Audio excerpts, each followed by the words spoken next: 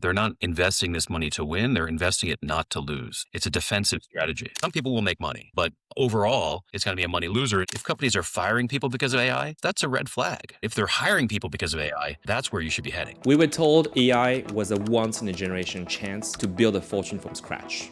But while the world was staring at ChatGPT, legendary VC Jerry Neumann saw something else: the end of an era. Meet Jerry Neumann. He started as a VC by accident in 1997, survived the dot-com burst, and mastered the art of venturing into the unknown. Today, he's sounding the alarm. He argues that AI isn't an eruption of something new. It's the final predictable stage of the 50-year-old ICT cycle. And in a world where there are no surprises, the house, big tech, always has the edge. Today, we're finding out why the smartest investor in the room just left the table and where he sees real opportunities to make money for you and me. Let's dive right in. Welcome on the pod, Jerry. How are you doing today? Thanks, Bertrand. It's great to be here. Yeah. So my first question, how did you become a VC in 1997? Because I think like everything else in finance, timing is everything, and your timing couldn't be better. I've been lucky with the timing. Yeah, I started investing in 1997, and then I invested for a while, and then I went and started a company, and then I started investing again in 2008, which was also a great time to start investing. In 1997, I became a venture capitalist by accident. I had gone to work for a large holding company called Omnicom Group, and they wanted to buy internet companies, not invest in, but buy. And I was working with a woman named Felice Kincannon. And we went out and talked to a bunch of companies and realized pretty quickly that you couldn't buy any of the good companies. The good companies just wouldn't sell for any reasonable amount of money. I remember the founder of Razorfish, which was a large web agency back in the 90s, saying, "Yeah, I'll sell you my company for $1 billion." And when we pointed out that that was not really a reasonable price, he said, "Well, look, I could sell it to you for $1 billion, or I could build it for 2 years and then go public for $1 billion. So, those are my choices." And I think both of us believed that was true, that that's the way the market was going. So we offered to invest instead and help him grow. And he said, "Great." So we ended up buying 40% of the company for $1 million, which is obviously a different, a different valuation. But then we helped him grow. We put a lot of resources behind him, and it was a very competitive market. So having a big company like Omnicom behind him, I think, gave him the heft to go out and win the big clients and really grow the business. And he did go public a few years later for north of $1 billion. So I ended up in venture capital completely, by the accident. I had gone to help do finance for a company that wanted to buy companies, and then we ended up investing in companies instead. But it was a good time, absolutely a good time to start investing. One thing I noticed, which is quite interesting, is you love to write. You have this blog called Reaction Wheel. By the way, I had to Google what's a reaction wheel to figure out because it's a peculiar name. I was like, okay, there must be a meaning behind it. So why did you decide to call it Reaction Wheel? Were you trying to say something to the market? I think you should never explain the names of your blogs. I think it was, Archimedes said, "Give me a stable place to stand and I can move the world." And I think the idea is, you don't need a stable place to stand. A reaction wheel can move things without being in a different place, without relying on some outside infrastructure to do so. It moves things internally. So that was the initial idea. But I think, it was kind of a cool name. Although when you Google it, you end up with a lot of sites that are about satellites. I thought it was a pretty good idea also, because I thought the meaning it meant because you don't have to use propellant and you can still adjust the direction, which I thought as a VC seed investors, that's kind of your game because you cannot pour more money in the company, but you can try to adjust the direction at the initial stage to guide them in the right direction. I thought that was the meaning. Yeah, maybe that's the meaning now. Maybe I'm going to change the meaning. I guess with some of the VC, more famous VC these days, like A16Z and those guys, they do a lot of media, like podcasts, writing. I think is a go-to-market strategy. Is that also consciously a decision for you to write to attract so that the investment are inbound instead of outbound? It was not a conscious strategy. It did work that way. When I started writing, I was actually not investing when I started. And I just started writing to kind of get my thoughts on paper. You say that I love writing. I actually hate writing. I find it very painful. I think a lot of writers do. I don't think I'm, unusual in that regard. I find that I have a lot of ideas. I have a lot of beliefs. If you don't examine your own beliefs, they're probably just as likely to be wrong as right. Helps me think things through. So I really write to think things through. I have questions.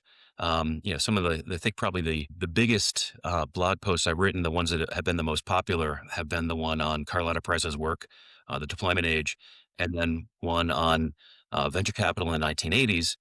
And both of those were just questions I had. So I had read Carlotta Perez's book. I thought I understood it, but when I tried to write something about it, I found that I really didn't understand it. There were a lot of things I didn't understand that I couldn't explain to somebody else. And that made me work a lot harder to understand it, to do more research around the book and outside the book, so that I could explain it. And that really deepened my understanding. The venture capital in the 1980s, I knew nothing about it. I knew nobody ever talked about it. People talked about the 1960s. They talked about the 1970s. They talked about the 1990s. Nobody talked about the 1980s. So I was like, well, okay, so what happened? And I had to do an awful lot of research to write that. And it wasn't easy doing research because there, it was sort of a niche industry at the time. But it was extremely valuable to me to have done that. So this is why I write. I write because I have questions that I want to answer. Knowing that people will read what I write means that I have to be, um, a lot harder on myself to get it right. I don't want to write something Yep. stupid and have people read it.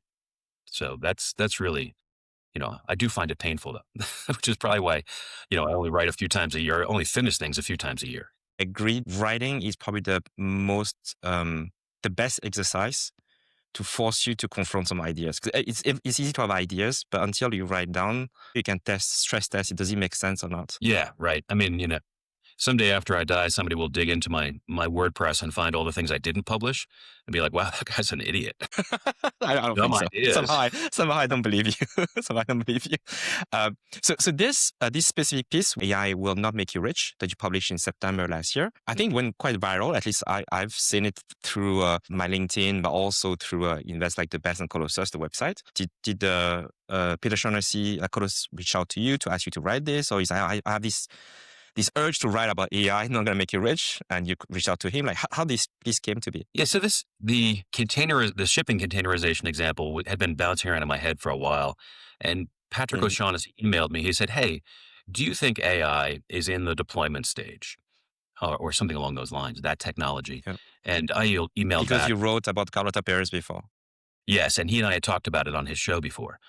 So he asked me that question in email. It was really like a 2 3 sentence email, and I emailed back probably like 2 pages of just ranting about how that's not how it works. Like this is not that's not what deployment means. It's not particular technology. It's the technological wave, etc.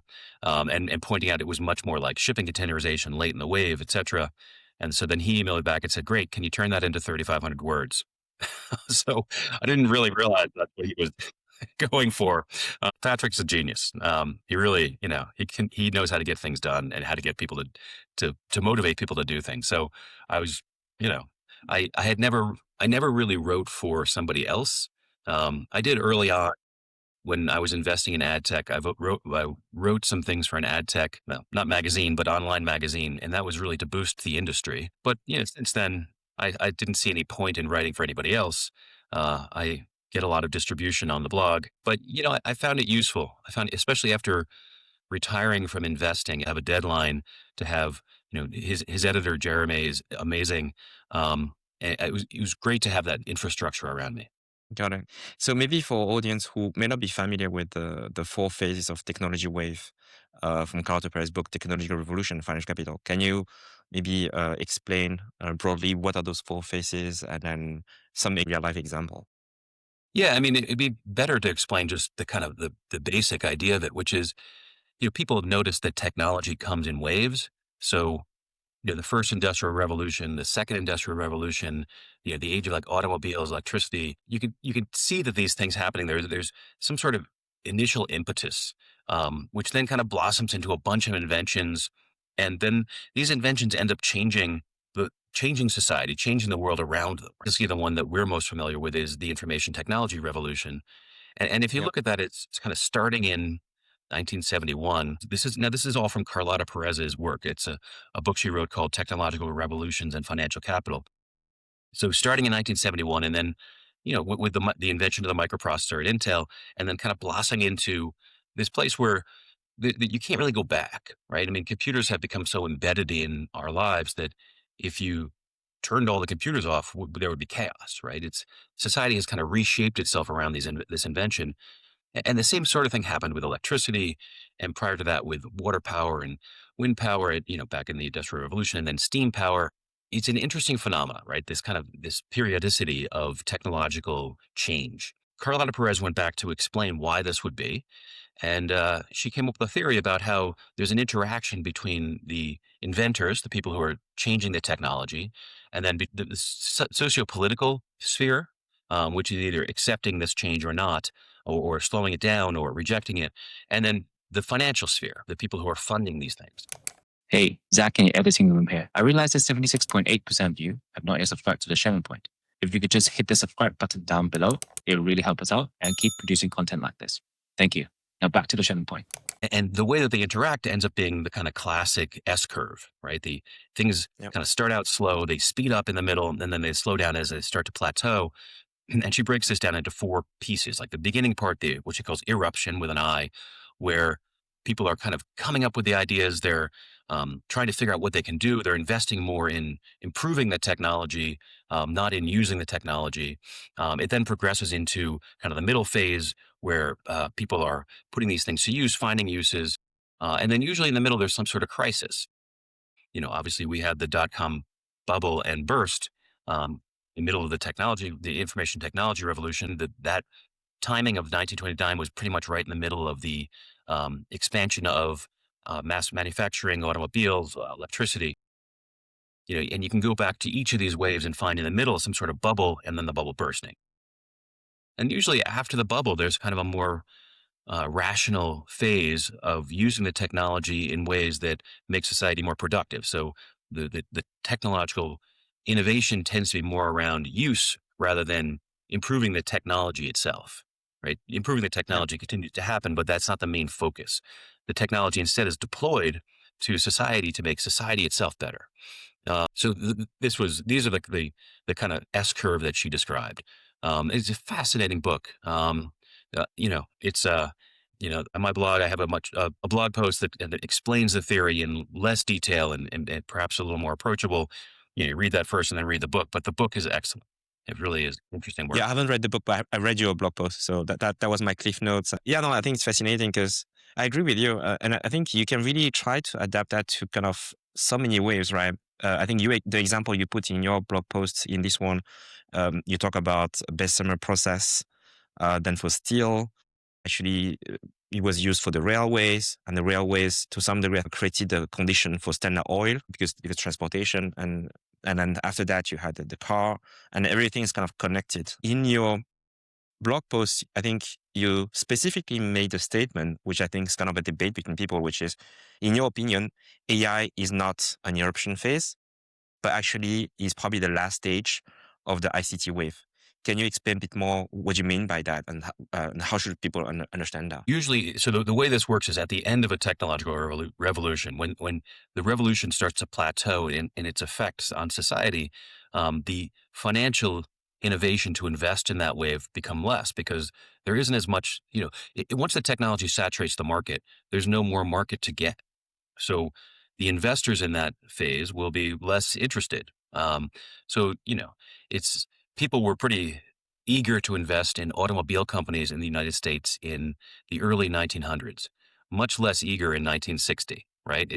People did invest and they were public companies, but they weren't considered growth investments. There was nowhere to grow. They had saturated society. So at the beginning, you have people who are willing to take a lot of risk and put money into things that are unlikely to happen. The venture capitalists of the 1970s, back in the early 1900s, there was a sort of venture capital, wasn't called that, but people invested in these car companies. But at the end, it's a much different financial investment. It's less risky. You're not looking for companies that are willing to do crazy things. And there's also this sort of lack of surprise. It's something that really stuck out to me. When people invested in information technology companies in the 1970s, it was surprising that they worked. Like the example I used was personal computers.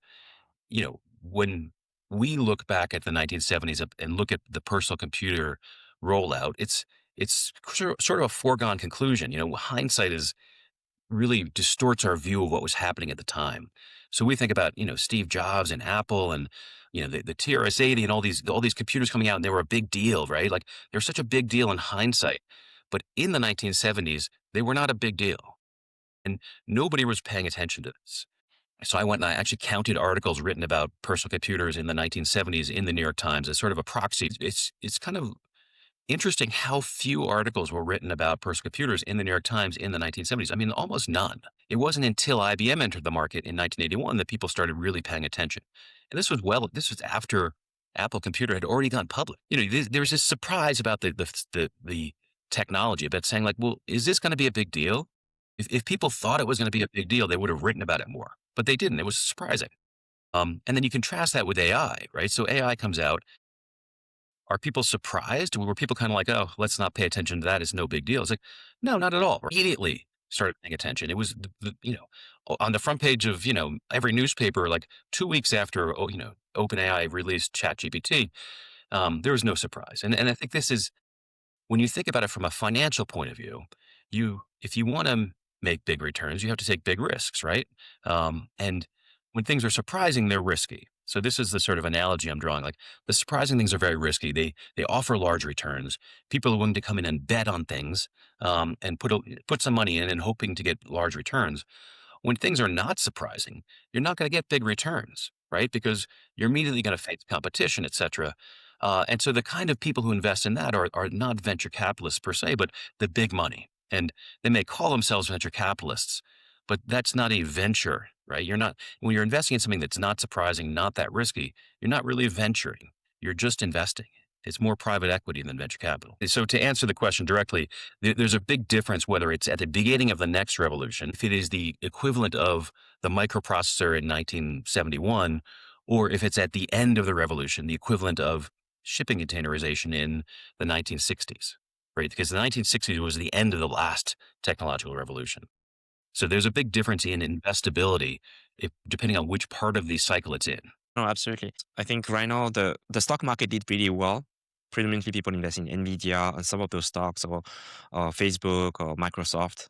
But I think the problem is more, those are not venture investment, right? Those are very large entities who are making very rational decisions. Although I would argue that probably when Satya Nadella made an investment like $1 billion in OpenAI in 2017 or 2018, that could be construed as venture because he didn't see GPT-3, but all the money that has been, some people say, burned for no good reason, the last 2 or 3 years of investment is actually rational, right? It's you may think they're spending too much money, but it's a very rational decision from economic player that kind of sort of playing the game of chicken or prisoner's dilemma, which if I don't put the money in and the thing is really big, I'm going to be screwed. Therefore, I put my money in. But it's a very different dynamic. As you say, it's not unknown. It's more we think this will be a big deal. We just don't know which form it's going to take. Yeah. Remember, if you were investing in OpenAI in 2017, you were investing in a nonprofit company. You were profit capped, right? The type of investments they were taking were you were allowed to make a certain multiple of your investment, but not more. It wasn't really equity. It was kind of more of a loan in a way. And I'm not sure what they've done with that or those early investors, if they uncapped them or what. But it was very different. I think they all converted. I think they all converted in the now in the for profit. But Elon Musk is the only one who didn't put money back in, and now he's suing and arguing with them, fighting. Yeah, in the late stages, right? I mean, there's always people going to make money, no matter where you are. People made money during the dot-com burst. So there's always money to be made. It's a question of the larger investability of the technology itself. And I agree with you. I think the people who are mostly making money are the people like Facebook or Google, who are already large. And it's not, Facebook lost a lot of money in virtual reality so far, right? They've lost a ton of money in virtual reality, but it doesn't affect Facebook, right? It hasn't changed how much Facebook is worth, really. It doesn't seem like. So it's not a huge risk for them to say like, look, we need to spend a lot of money on AI, because the downside is, okay, the money doesn't pay out. They're still one of the world's largest companies. The upside is they get to remain one of the world's largest companies by not being wrong about it. It's a completely different bet. I think famously Facebook spending so much money on the AI research, like presumably paying one researcher $1 billion. But I think we're just forgetting that in the grand scheme of things, given how much money they're spending on the infrastructure itself, spending a large amount on a researcher making the right decision that impacts another much bigger spend is actually rational. And I think the key point you're trying to make, if I understand correctly, is in this phase, you can spend a lot of money. It may sound crazy, but it's actually a rational decision because the risk, the uncertainty is actually not there anymore, as opposed to spending money on technology that hasn't been proven, where you don't have distribution, you don't even know what the use case is. I think I said in the article, and I kind of believe about these big companies, they're not investing this money to win, they're investing it not to lose. And it's, you could easily see that if Google doesn't invest this money, they, could be disrupted. It's a defensive strategy. The search business can go away. Yeah. And then, okay, so actually, I don't completely agree with your statement in the article. Yeah. I agree with the conclusion, but I Yep. don't actually agree exactly with the beginning, because I think you made a point that containerization is at the late stage of a technology curve. When you prepared this, did you read the book The Box by Mark Levinson to do your research? I did. Yes, absolutely. Yeah, Well, okay. actually, the reason I used containerization as an example is because of his book, because it was so well researched. It's really a must read. Levinson's book. No, The 100%. Box. Yeah. Yeah. Actually, we interviewed him and also asked him the background why this book came to be. The original idea of The Box was he wanted to write a biography of Malcolm McLean, but then he figured out a book about a trucker who created this industry would be very, very boring. Nobody would want to read that. So that's how the book came to be. But the point I was trying to make is, I think in your article, you were saying Malcolm McLean was the only one who made money, at least the initial phase, right? When he sold back to RGR and Nabisco. Mhm. But then actually the real story is he then took the money, did some real estate investment, and put back another shipping line and went completely bankrupt. Right. Even him. So that's not the nicest ending of the story for him. And the second thing, now I realize actually I misread the article. And I think that's what you meant is the competition really happens after 1969, right? Is when the Maersk, the CMA CGM, the MSC really go into the market, which happened actually probably in the 1970s, 1980s. And they are the one who basically got those massive vessel and just cut down the rates on everyone and massive competition. Yeah. So you didn't mean the initial phase. Well, so you're asking about making money. I mean, Maersk obviously made money from containerization, but they're, the question is, are they a containerization company or they're a shipping company, right? Yes, they're a shipping company. Yeah. Right. And they also weren't a startup. So what investors made, the article is about investing in AI, right? Obviously companies made money from containerization. I mean, the shipping companies, the people who built the ships made money. The people who built the ports for the container ports made money. And then there was a lot of value created that was downstream, which we can talk about.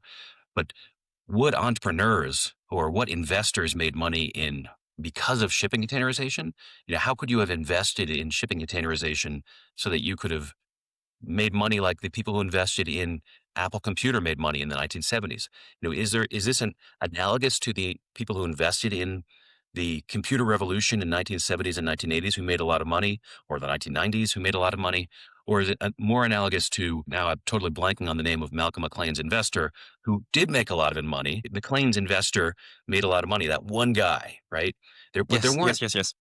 if there was a Forbes 400 back then of the world's richest people, it didn't change because of shipping containerization. Whereas if you look at the Forbes 400 today and the top 10 people, most of them are tech guys. Yeah, right. So there was and the biggest companies in the world, et cetera. Like it really changed everything. There was a chance as a small investor to become, immensely rich. And I think that didn't exist with shipping containerization. The analogy is saying then perhaps that doesn't exist with AI, that opportunity. Yeah. So the place where actually I get to the same conclusion as you, I think AI, the value is going to the customer, is not going to necessarily people build the model, things. That's kind of the ship has sailed almost. So in my opinion, the reason container shipping didn't create as much value for the shipping lines and creating more value for the IKEA and the Walmart was fundamentally when Malcolm McLean started container shipping, that was something that we discussed with Mark Levinson on the podcast. One key decision that Malcolm McLean made was he open sourced the standards of how do you actually connect the container, like the four corner. So he had a very good design. where basically you can just put another container and there's something, you just turn a latch and the thing will lock and then it won't move. He could have just said, you know what, it's proprietary design, let's keep it to myself. But then he open sourced it, he gave it to the industry, and his reasoning was very simple.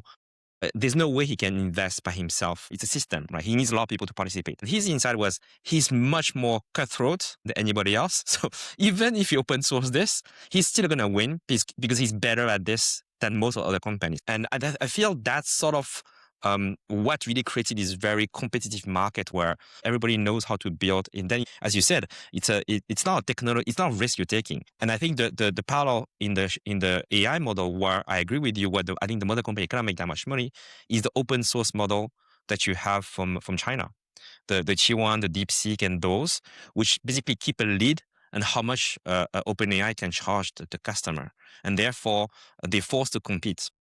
So in my opinion, it's more this dynamic of open source that's forcing them, they cannot make as much money. In the end, the value is not necessarily good to the model maker. Well, let's think about this in kind of a broader perspective, right? Did McLean open source this? Levinson points out in his book that there was a standards committee set up before anybody else had even launched a container ship. I mean, it was immediately the people set up a standards committee on this. I mean, it wasn't 10 years in, it wasn't 5 years in, it was like that year, right? This is, again, the part of the no surprise, right? Nobody was like surprised. People saw this and said, we all need to do this. There was a ton of reasons why it was hard to do, systems reasons, as you point out. And once McLean had kind of bulldozed those systems reasons out of the way, everybody's like, great, let's go. Everybody's going to do this all at once. We need to have standards. The standards committee was not McLean's idea. It was an outside group. And he did, in the end, this is all from Levinson, right? It was the US Navy, because those ships were after, quite after World War II, but it was mostly Navy give them the money. And the idea was, if we go to war, we cannot have all different standards. And you guys figure it out by yourself, or otherwise we're going to figure it out for you. So you better figure it out. Totally. And it was forced on him by the situation he was in. I mean, a lot of containers were going to Vietnam during the Vietnam War. Exactly. Right. He couldn't expand quickly enough to take up all the demand. So he had to cooperate with other people, and thus they had to be a standard, right? And this is the same thing that happened to the Altair back in the early personal computer revolution. But again, it's they couldn't build their memory cards fast enough, so they had to their standard became open source. It became the RS-232 EEE computer bus, and people started piling in, and they were pissed off. But in that case, you still had people like Apple or Microsoft building large companies that were built on proprietary technology that people could emulate, but they couldn't break into the market, right? I mean, anybody could have built MS-DOS, right? I mean, Bill Gates didn't even build it, like the original, PC-DOS. Anybody could have emulated the Apple. I mean, it was a beautiful design, but the actual design was there for everybody to see, right? It was not secret, and it wasn't patented. So I think the open source piece, the fact that people can imitate you, has never been a huge barrier to entry. The barrier to entry is somewhere else in that mess of things happening, the competitiveness. People didn't emulate Apple because nobody was sure that was the way to go, right? They went other ways. They tried different types of personal computers. People didn't emulate Microsoft because Microsoft had sort of a natural monopoly based on the fact that the kind of coevolution between the operating system and the software, they became locked in, right? So what would have been the natural moat for Sealand? I mean, it could have been patenting the interconnection system. If he had owned that and had become big enough fast enough, he could have said, we now own this industry because we're big enough that everybody will use us and nobody can emulate what we're doing, so nobody can interoperate with us, right? He could have done that. Yeah, that wouldn't have worked. That wouldn't have worked because he would have built everything out of the builds. Yeah. But if it had grown very slowly over the course of 20 years, it might have worked, right? Because they would have had, right? So the fact that it happened all at once meant that he couldn't dominate it. Like, I think this is the argument I'm trying to make, is the fact that there was no surprise at all, right? Meant that he just didn't have time to dominate the market no matter what he did. There was no way he could have changed what happened so that he ended up winning that market. Like, it just wasn't feasible. That's interesting because I think that goes back to some argument you keep, because I read some of your blog posts about the advantage of a startup is uncertainty.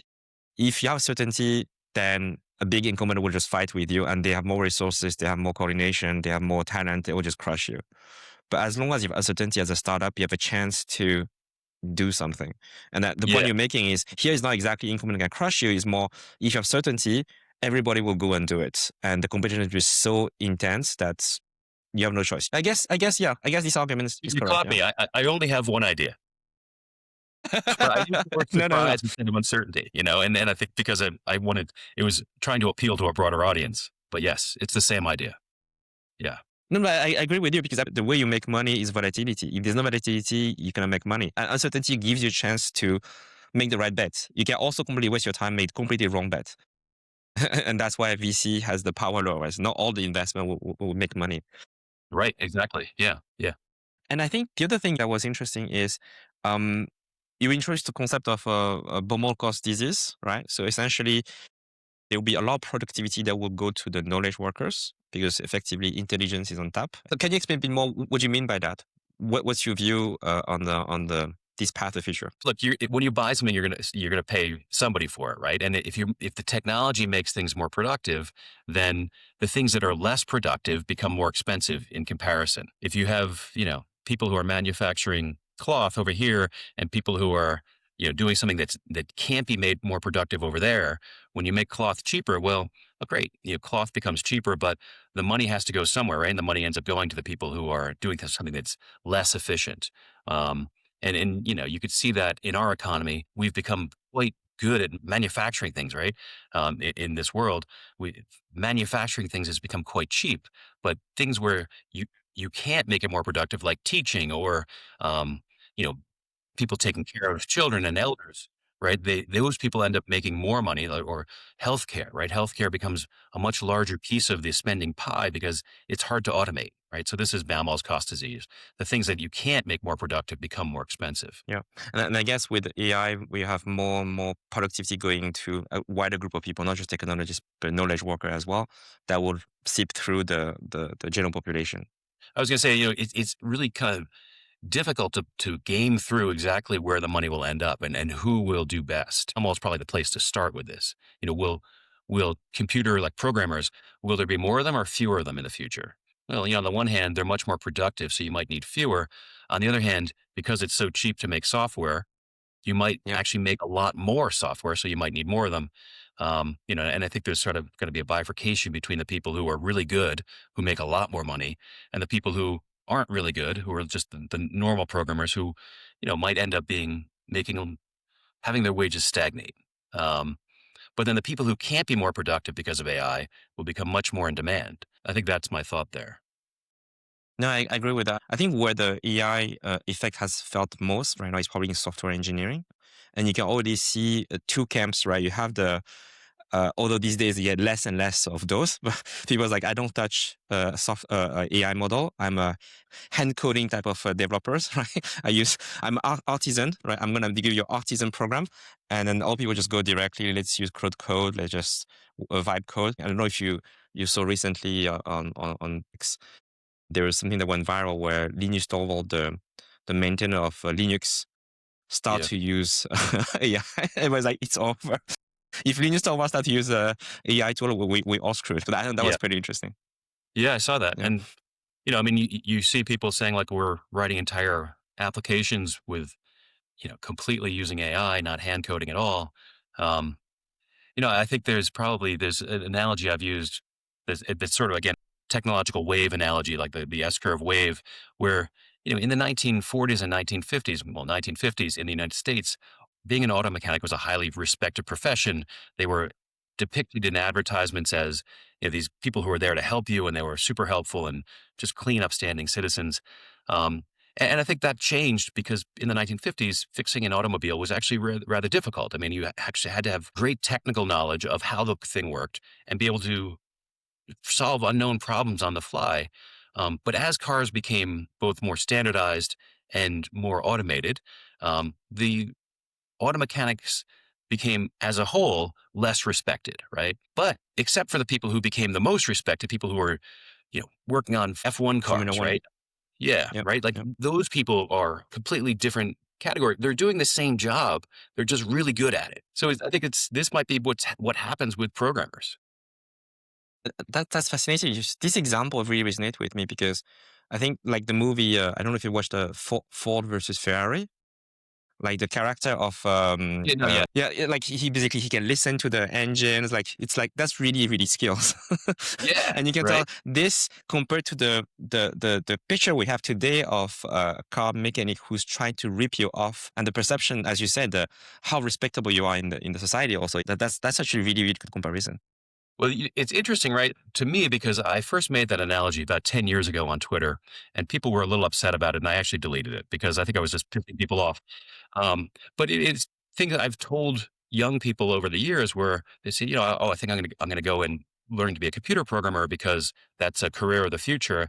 I said it's not really a career of the future anymore, right? If we are at the end of this wave, it's not the career of the future. It's going to be, a just a normal, middle class kind of job.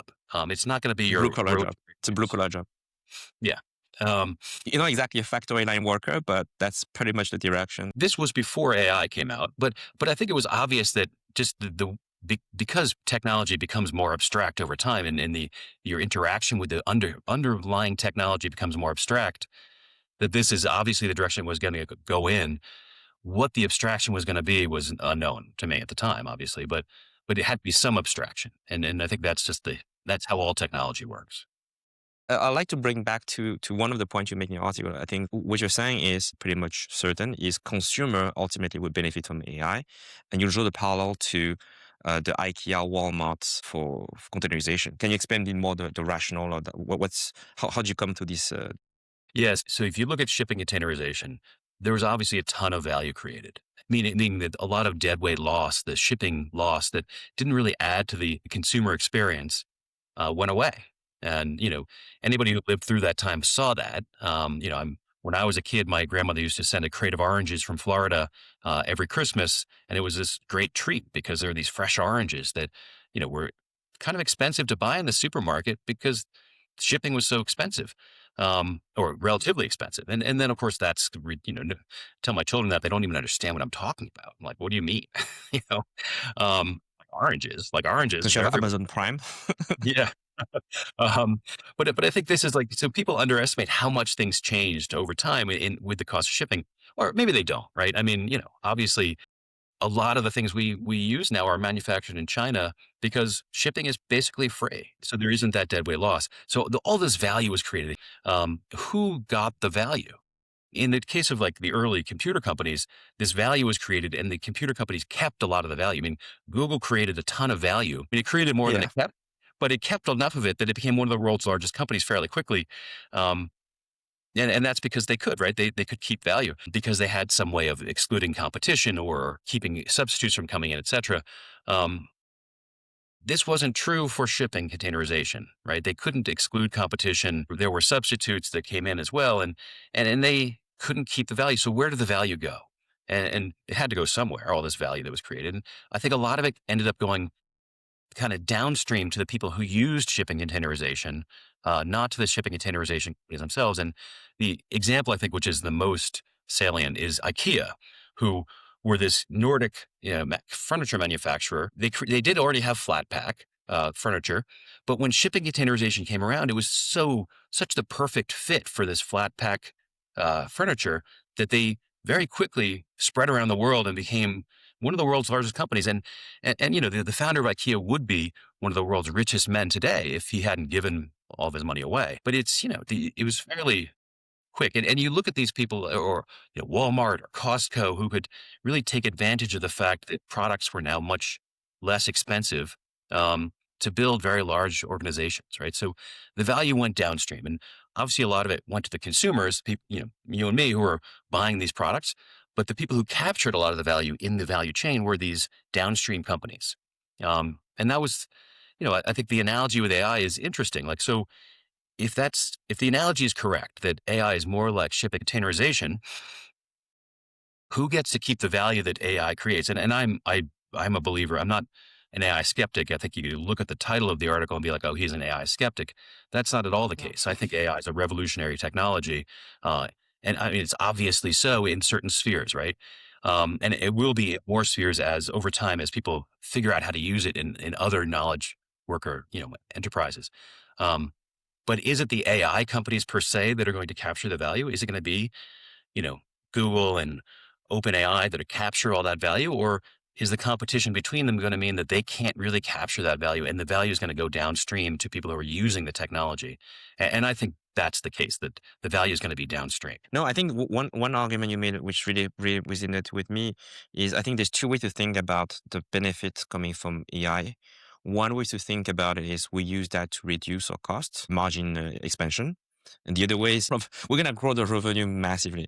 The opportunity is really to expand the addressable market, to expand it, like IKEA, like Walmart, just really grow massively because suddenly I think this is what separates the future winners from the losers, right? So, nobody had heard of Costco when shipping containerization came around, right? I mean, it wasn't even really in the business.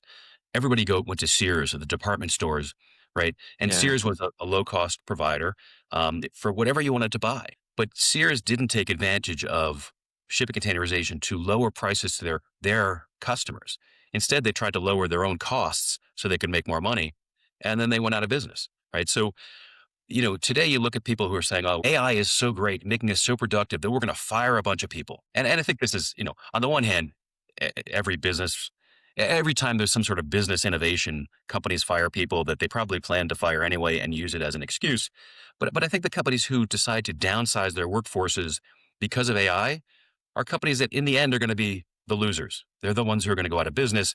They've clearly said, we have no way to expand our business. Now, if you could expand your business, if you could grow into the market, you would use AI instead to make your current workers more productive and take a larger share of the market, which would mean that you would have to hire more workers. Right? You'd have to hire more people. If you are a low-cost provider of tax services, can you use this technology to make your CPAs so much more productive they can address many, many more clients? In that case, you should be able to grow your business by lowering your prices, your customer prices, somewhat, so that your market grows, right? And obviously, this depends on, if you lower prices, is there a market to take? Are there more people who will use your services? I think in many cases this is true. I think in tax preparation services this is probably true. In medical care, this is obviously true, right? If you could lower prices because you can be more productive, then you will have a lot more customers spending more money, right? They'll get much more service. This is a great value for the customers because they get more service for less money per service. But you're going to have to actually hire a lot of people to do all of this. So I think this is definitely the bifurcation. If companies are firing people because of AI, that's a red flag.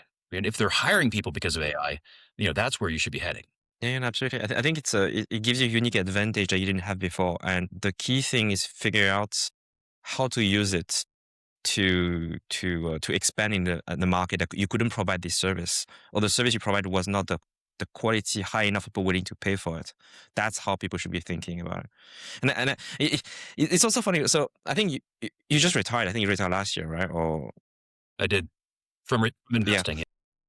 Yeah. So don't you miss it? It feels like you're retiring at the moment where there's probably the most interesting new crops.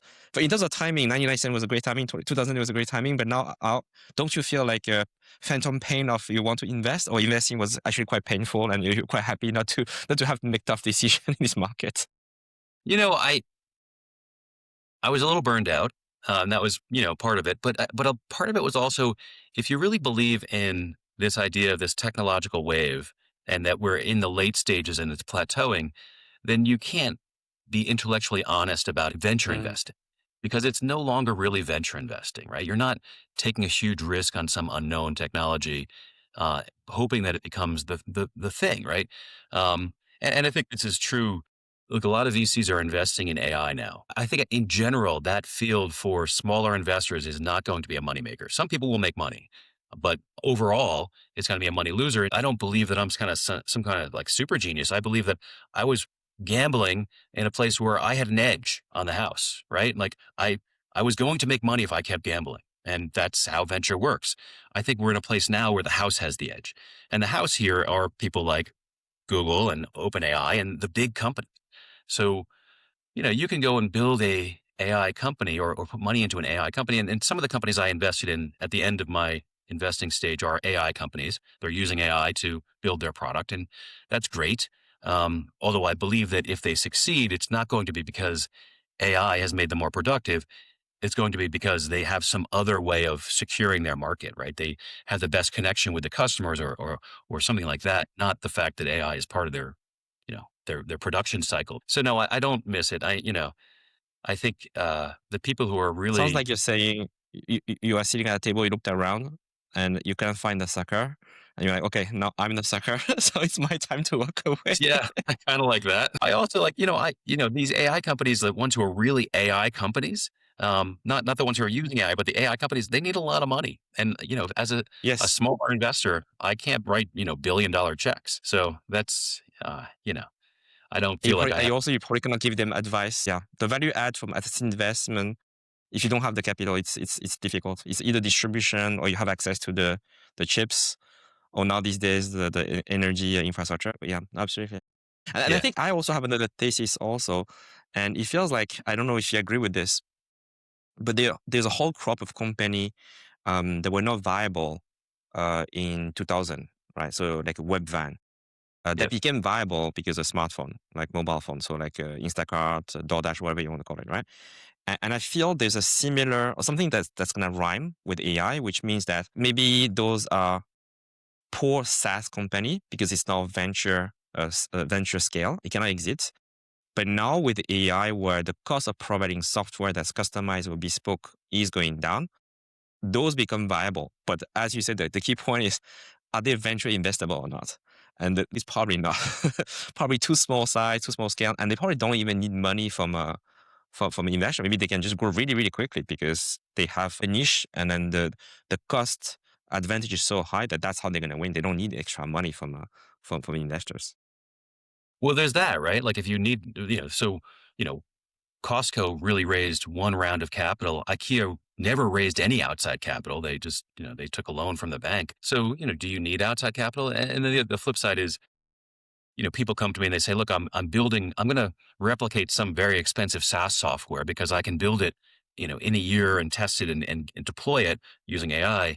Um, and my thought is always, well, if you can do it, then 1,000 other people can also do it. Right. So, if you can do this so cheaply and 1,000 other people can do it so cheaply, then what advantage do you have? Like what will give you staying power? Obviously it's not going to be the software, right? It's got to be Yeah. something else. And do you have that something else? And usually they don't, at least at this point. Somebody must. Somebody will have something, but what is it? That's super interesting because that's actually another episode we have recorded. We haven't released yet with the CPO of Trimble, which is a software company for logistics. And then he also, we're asking the same question. And then we came up with a couple potential differentiating factor. Right? One, potentially be you have access to proprietary data upon which your model is slightly more because the data people don't have access to it. Maybe it's the brand, right? Because you either through the network, the customer, the trust, because you have 80 years of history, or it's because you tie the software to the physical world where actually you don't have this differentiation because you really have to do something with physical infrastructure, which is Yeah. not purely a software. That's what we came up with. Feel free to chime in to add any, if you agree or disagree with those vector of competition, it feels like that. Yeah. I mean, so I agree with some, disagree with others. The first one, if you have a proprietary data set that you like, this is worth $100 million to me. I could build a business worth $100 million with this data set. Then that data set is probably worth $1 billion to Google. So maybe you should sell it instead of building a business, right? Because I That's a mean, good point. uh, but They the last, will probably better monetizer than you. yes, right? Because I mean, right, yes, they will be. Unless Yeah, they don't yeah, believe yeah. it, right? And it would be ironic because when Google had this idea for the Google, the search engine, they tried to sell it to Yahoo, and Yahoo said, "Well, we'll give you $1 million. That's all it's worth." And they were like, "It's worth a lot more than this, right?" But this was the uncertainty. Yahoo was like, "Well, what are you going to do with it? How are you going to make money?" They were like, "I don't know. We don't know how to make money on it." So if there's uncertainty about how much it's worth, you might take a bet on it, but probably there isn't, right? In today's world, if you have a proprietary data set, people can calculate exactly how much it's worth or how much it will be worth, right? I mean, that's Yeah, you're my right. Yeah, my you're thesis. right. Yeah, Monetization data is probably more about the distribution network, the scale economics you have to extract the value, and also the quality of the model, but not purely about the data itself. Unless it's yeah. something that's so, the data is very different than the internet data that Google have access to. Okay, I find think your this one. second Okay, one, it's gone. yeah, your second one, brand, I think Brand. is well taken. Yeah, and what is a brand? A brand is a promise of quality, right? So why do you buy this brand versus that brand? Well, you know this brand, right? And you know it's high quality, and that's why you buy it. You're saying Nike shoes are high quality shoes, and this no name brand I've never heard of. I don't know. I don't know if they're good or bad. So this is. I think in software, this is pretty salient. If the software is really mission critical, and somebody comes and say, hey, over the past year, I used AI to write this software that does exactly what you want. You're going to say, okay, but are there corner cases where it's going to completely fail? Is my bank going to go down for 2 days because of something that you didn't think about or you didn't test for? Right? Some weird thing happens. Whereas a big company, you might have more, and maybe this is misplaced, but more trust in the fact that they have covered all their bases, that the quality of the software is high enough that you can rely on it for, you know, the kind of really mission critical applications. So there might be that, and that would be a brand, right? If you had a great brand, if you were Microsoft and you were releasing a product that does something mission critical, people who are buying the software might say, okay, it's more expensive, but I believe it's going to not fail. Whereas, some company that just popped up and does the same exact thing written by AI, you might say, well, AI is known to occasionally make mistakes, right? So, brand might be important there. And then the last piece, touching customers, the people who are actually, their work is not so much the work they do, but interacting with the people they're doing the work for. And I include like tax preparers here. I include educators, doctors, obviously, right? Where a lot of the work is actually interacting with people in a way that is almost as important as the underlying knowledge they have about what they do. You could have the best robotic tax preparer in the world, and people might not be comfortable working with that tax preparer because they're a robot. If a robot doctor walked in, great. I mean, look at autonomous cars, right? Autonomous cars are clearly safer than normal cars, right? Yeah. They're clearly safer than human drivers. I mean, this is just proven. And yet people are still, they can't accept autonomous cars as their drivers because there's no human there, right? I mean, like the interaction between taking an autonomous taxi and interacting with a taxi driver, you're like, okay, yeah, the taxi driver is much more likely to get me killed, but at least, it's his own fault. I don't know. It's a weird human psychology. Yeah, maybe. I buy the doctor. I buy the doctor one because I agree with you. But like maybe the AI doctor will give perfect diagnosis, but I kind of want to talk to a human doctor to look at me in the eyes and say, "Hey, I'm gonna be okay," and the guy to maybe lie to me and say, "No, you're gonna be fine," Yeah, as exactly. opposed to a model's gonna tell you absolute truth, but you probably want a human touch. So yeah, if it's a human, yeah, I would tend to agree with you. Yeah. Yeah. My daughter is a social worker, and somebody suggested that that kind of stuff would all be automated by, AI. And she was like, what are you even talking about? My work is interacting with people like as a person. Like that's why they talk to me. That can't be, that's not going to be made done by. I think that's the concept people say maybe in the future there's a proof of to be human, right? It's like you pay premium for if you're dealing with a human as opposed to robots who's always available.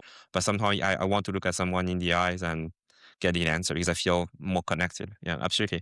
Actually, that brings a very interesting subject also that we talk on the same podcast with the CPO at Trimble. So we're gonna automate everything, and we are just gonna run a bunch of agents for us. And maybe one of the job is I want to sell my house or I want to buy a house. Then the question becomes, okay, so there's the agent that represent me that need to talk to the agent that represent the seller. Then should this agent lie? Do they want to show the hand first, right? Like effectively the problem is the agent principle issue. Mhm. Where I have some information, do I want to let the agent have the ability to do this? We couldn't come to an agreement. It's like, unless every single interaction is economically designed such that you always show your full hand, like a V-Cray auction. But most of the auction interaction is not like that, right? What's your view on that? There's a super interesting article that came out on Bloomberg just yesterday where they were talking about playing liar's poker against a custom built AI that had been trained to play liar's poker and how good it was at playing liar's poker, which is obviously a game of lying. Although I think I read a different article recently, which I can't remember where I read it, about how bad AI was at poker. This is a little bit of the autonomous driving problem where early in my career, I did a lot of negotiating. Once you're in VC, you don't really negotiate. It's not the same, at least especially early stage VC where I was. But early in my career, I did a bunch of negotiating, and most people are really bad at negotiating. I mean, they're just awful and they hate it also, right? So, AI might not be better than the best negotiators, like the professionals, but it's probably going to be better than most people. And who, like I don't know what if this is the same everywhere, but in the United States, when you walk into a new car dealer to buy a car, you have to negotiate. Like everybody knows this, and it actually prevents people from buying cars because they hate negotiating. And having an AI help you do the negotiating, well, yeah, I think a lot of people would use that. But yeah, no, I think you have to train it so that it doesn't reveal all the information, right? That any negotiation exists in this place where there's overlapping areas of profitability for both sides, right? And and you have to find where in that area, you can get to because they don't know where you are and you don't know where they are. And you have to figure out what's the best you can do. So yeah, it involves basically hiding information. But there's some suggestion that AIs might be able to do this, at least recently. Remains to be seen. Then the follow-up question is like, is it a good idea for us to train AI to be able to lie? Well, right. That is a good question. I don't know. It would make me a little that's probably nervous. exactly for some AI doomerists. It's probably very bad at it to teach him how to be able to lie. And I think the other example, I think we have a scenario where you are in an HR issue, and one person is fired. So if I'm a human being, I'm in a meeting, I will find a way to not to leak that information inadvertently. Yeah. But from an AI, is basically there's no this kind of degree, there's no safeguard, there's no ability even to control which information to disclose, not to disclose, right? It's basically stateless and just everything is open. And I think that's something, again, we don't really know how to solve for today at least. Yeah, I'm interested to dig into this liar's poker thing, and I think there was an academic paper where that was written about it. I'm interested to figure out how they managed to keep the AI on task of not revealing all the information, because you're right. Like AIs are not stateless, right? There's feedback, right? It seems to be easy to interfere in that feedback loop from the outside, at least in the way they're set up today. And it might just be chatbots we're talking about. Chatbots, because the feedback always includes what you're putting into what you're typing into your chat box. It's fairly easy to interfere in the feedback loop. That might not be true if you have a more controlled interface. So I don't know. It's definitely. I'm not going to say it's not going to happen because everything's changed so much, right? That seems Yeah. feasible. I do think you'll never have AI being as good a negotiator as the best negotiators, the top 10%, or at least not with this technology. So certain things you'll always want to hire a negotiator for. If you're selling your $1 billion company to another company, you're not going to have an AI do it, right? No, I trust AI agent probably not. Yeah, right. But I think your point is taken. If you're gonna buy some widget, you buy some toilet paper on Amazon, you may trust the agent in that Yeah, scenario. Probably yes. yeah, I think another thing that's super interesting recently is at least from January, but everybody's going crazy on Cloud Code. And have you heard of the plugin Ralph Wiggin plugin? no, So it's actually really interesting. Okay. I think what happened is they had this idea back in August last year, what they call Ralph. So Ralph again referred to a character in Simpsons. He's the eager beaver who's like very smart. And he just keep trying until he gets anything done. You say, okay, so there's let's say 60 tasks. I've done task 3, task 5, task 6, and somehow they work together. It passed the condition, and then I dump my context, restart the agent, and then go back and do the following one. So I think the meta, why the thing is working, the interpretation is because the context losing coherence, right? Over time, as you run more the agent, the context becomes garbage, and then you start to hallucinate. So here, just forcing that, and then what's super fascinating to me, and I talk to some of my friends who are software engineers, this meta is perfect for someone who's trying to build a simple website or simple app, because it's literally a job of product manager and decompose in small steps. So I think the wave is just everybody now, the meta is go to sleep and Ralph Wiggin is running overnight. They wake up and everything's built. yeah. Like, what are your thoughts on this? That I feel that's the kind of the direction, that's the new meta that this 2026 is gonna all about. It's just so fascinating. I mean, in my lifetime, we've gone from computer science to software engineering. And this is like such an example, right? Like it wasn't that long ago, and I'm sure there are people still doing this in computer science who are trying to create languages that are provably correct. right? The idea that like you would take a Pascal because it had, the type system prevented you from making errors. And now you're just like, you know what? Let's make all the errors we have to until we'll just trial and error our way to something that works. Um, it's just fascinating to me. It really is more engineering than science. I'm curious to see what happens. I programmed for a lot of years, and usually when I fixed one thing, I broke something that I had fixed before. Like the complexity of a code base, it's hard to imagine that you could have a big enough context window to prevent large projects from being corrupted by fixing something new without knowing what was happening in the rest of the program. This is why we ended up with objects, ended up with modularity, was to prevent that from happening. There's so much has been built, but that's not necessarily how AI will write things, right? AI might not do that. They might not modularize. They might not have to. I love watching this technology and where it's going. It's just, it really upends a lot of what you thought you knew. But the second thing is, I think trial and error and this kind of like tinkering with something is something that has always been a big driver behind innovation. People tinkering with something that existed, not necessarily knowing how it worked, but trying different things and seeing what happened. You think about the history of the steam engine and James Watt and how he got to, how he built his steam engine. A lot of it wasn't science. Thermodynamics didn't exist yet. It was tinkering. He had some knowledge in his head and hands that he could build a better steam engine just by playing with it, right? And this is the same with Henry Ford.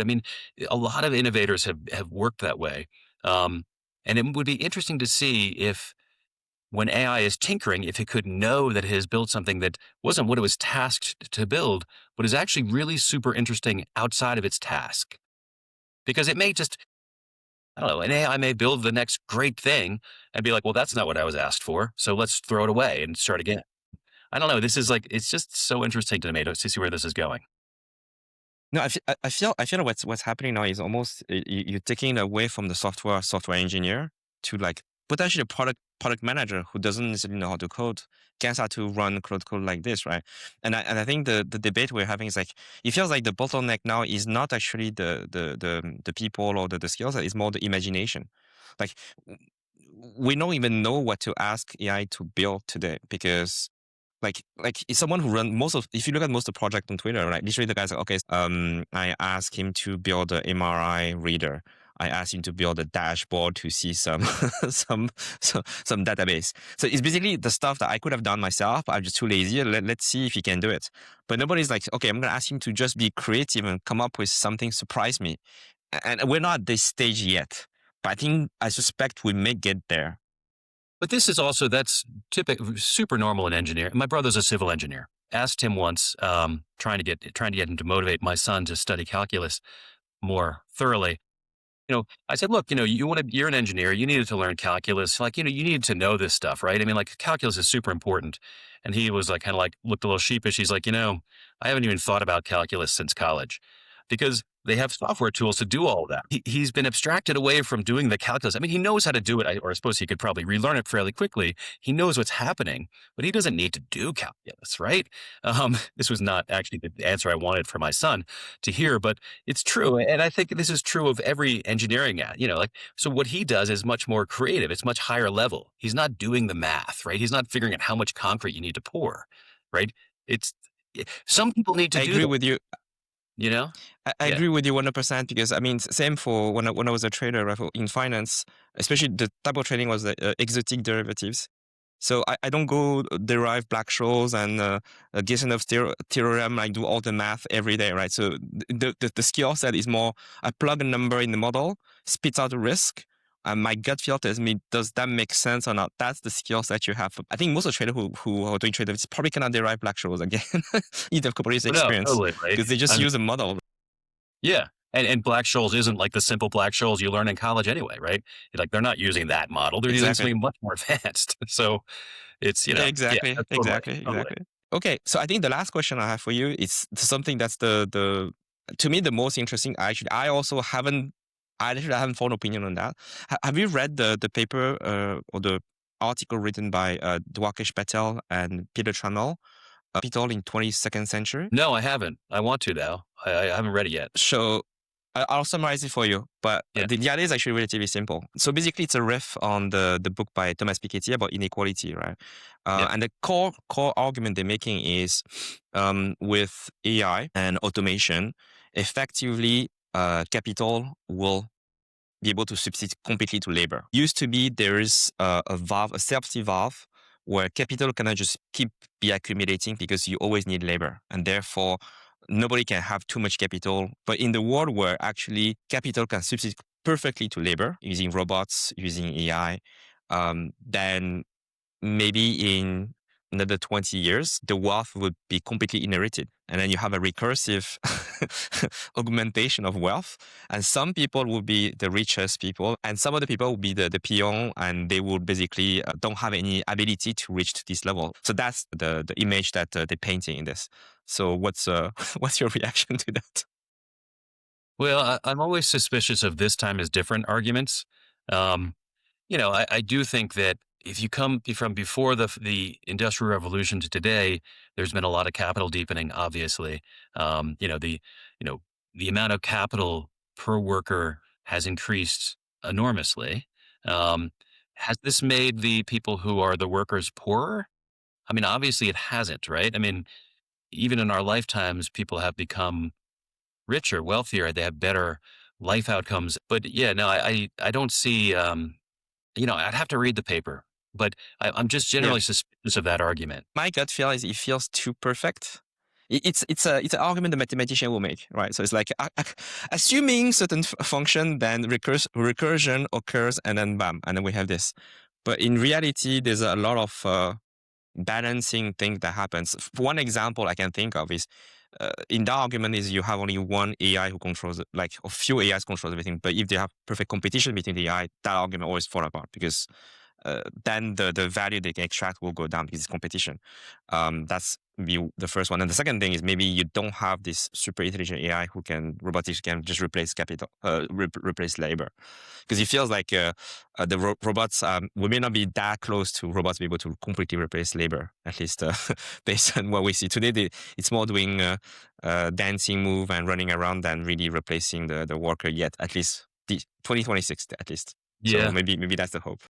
The other thing is, I mean, there's theory and there's reality. There's a great story in Peter Brown's Through the Eye of the Needle, which is about the history of the late Roman Empire, where he talks about how one of the local magistrates in a small town or a medium-sized town had always provided. He was richer than everybody, right? And this was a time where certainly the people were peons, and then there were the nobles. He provided wine to everybody. I think I'm getting the story right. It's been a while since I read the book, but he provided wine to the town. And one year he had a bad harvest and couldn't provide it.